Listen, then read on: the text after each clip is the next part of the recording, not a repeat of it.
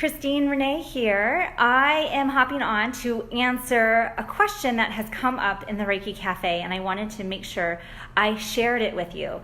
So the question is can a client block the Reiki flow? And so she was quoting out of Diane Stein's Essential Reiki, saying the actual text from the Diane Stein Essential Reiki book says, they may say yes, but still refuse to admit the energy. If that happens, the healer can usually sense that she is being blocked. She can generally tell the receiver what she perceives, but it is still up to the receiver to choose.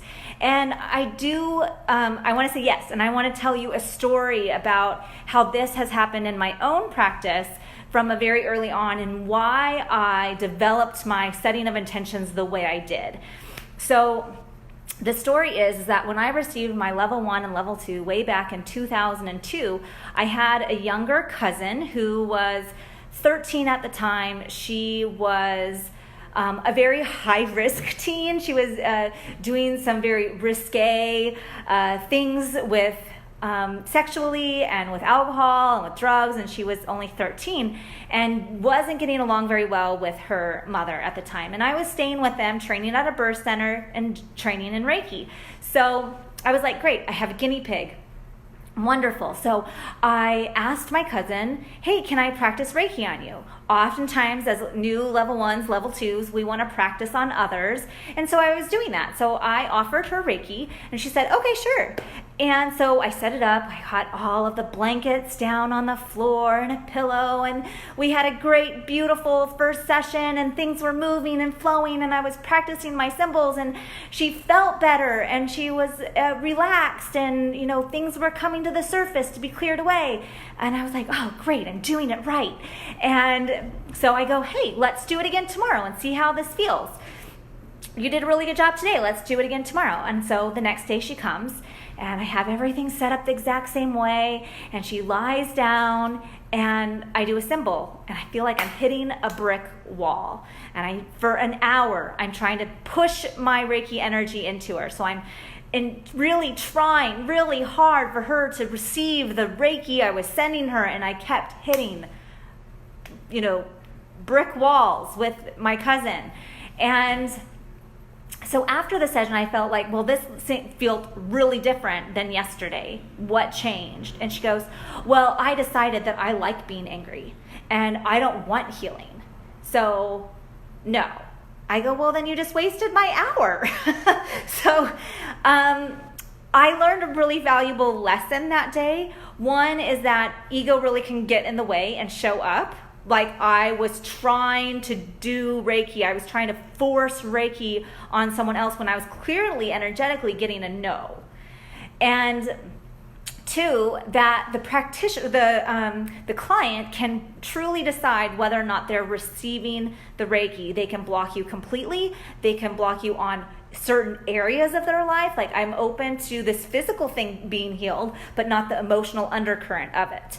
So you can have these different layers that the Reiki can get to dependent upon the client and their state of mind. If they clearly believe, I don't want that to be healed, they're not going to be. So what I ended up doing in my own personal practice is starting to ask people, are you ready for healing? And what I meant by that was, this isn't about answering me. This isn't to fulfill my ego to make sure that I can do something. This is for the client to say to divine, to higher source, that I'm ready to shift, I'm ready to change, I'm ready to heal, whatever I'm open and available for, may it be so. And so I ask all of my clients, are you ready for healing? And what I find is that people who say, yes, heal me, do whatever I need to do, they're more likely to have bigger energetic shifts. And the people that say yes, and they're affirmative, yes is like, good, okay, we're gonna make some progress today. And when they say, or maybe, or I think so, or, if they have this undercurrent of they're not really sure what that means or how they feel about it, their sessions tend to reflect that I'm ready to shift maybe the outer layer, but not the inner layer, and that they might need numerous sessions to get to the underlying cause of what's going on. And so I find that really interesting. I do recommend that you also ask your clients, are you ready for healing? And to explain to them, oftentimes I will explain to them, this is not to satisfy me. This is to satisfy your relationship with the divine, that you are ready to shift, that you're ready to heal.